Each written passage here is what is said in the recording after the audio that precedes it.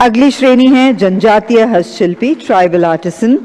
2023 का राष्ट्रीय हस्तशिल्प पुरस्कार प्रदान किया जा रहा है श्रीमती सबीना तरोनपी जोरहाट असम से 2024 का राष्ट्रीय हस्तशिल्प पुरस्कार प्रदान किया जा रहा है श्री बलदेव बगमारे नागपुर मध्य प्रदेश से Franci nalifan labangso telephonic conversation long pornang spidun thek por nalifan ke rupi pajir lo lapen karbiang long adat lapen karbiang long live pen nalifan pini labangso award adili long supi long karbia khai farman lapen nang tu hem tu ni si farman bangso man peng anong e chudeng dun ji phan nang li hadakili dun pen kadu we phan isi nong nam ke ban pi theka ponali pana kiru pi pajir lo ni tha kardom ek choro lo nangli nili phan pini le bangso phun nang kilo pot ningarong lo e ni da ke penang am ala india long la ministry of textile la bangso putha along a director bang atum ke penang am do heda an pen karesip nanta misen hai tum phananta bang odai ta ke dam ke do apolo pulutante atumi la ke hada ke dam hota mane bas pen la son se na pon basum ni la award national award la pen do aku padmasri ta do hai tum phan an pini lo ke pv hai la so award or asam pen bang ke nilian chot nang lian choti wa ante la kopi award puthak lo textile and craft la so puthak lo di la so puthak lo ke non nili tomar dak Delhi hat long ta 1 tarik pen 15 days an la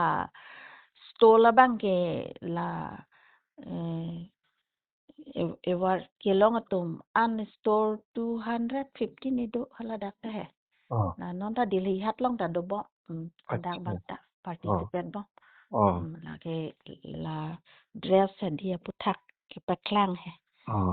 ta 1 tarik pen do bom anta do bom la mo 15 tarik at